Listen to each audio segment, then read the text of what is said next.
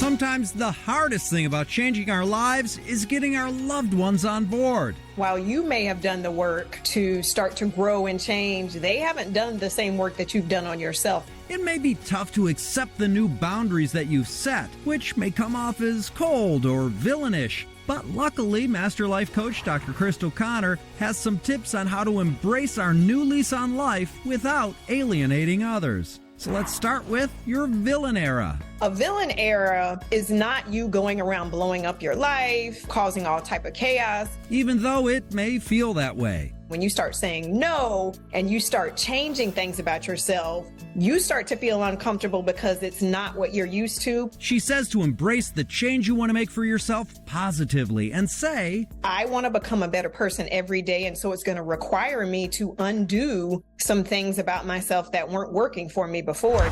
During this process, you may find yourself stuck in the middle. I think knowing going into any type of change, just being okay with the fact that some people are going to be all right with it and some people aren't. But everybody does not deserve an explanation for when you grow and change. She says you're also not responsible for how they feel about your change. Instead, what is important to you? Who do you want to be? How do you want to present yourself? Then you have to prepare for the rules of engagement. Being in a situation or a relationship where things are happening and you're unhappy and you're behaving in a certain way because you're unhappy requires you to be honest by saying, when you do this or when you say this, this is how it affects me. Let the person know you're going to keep being who you are. In the long run, those make relationships either healthier, or if it's a relationship that needs to end, it ends that relationship.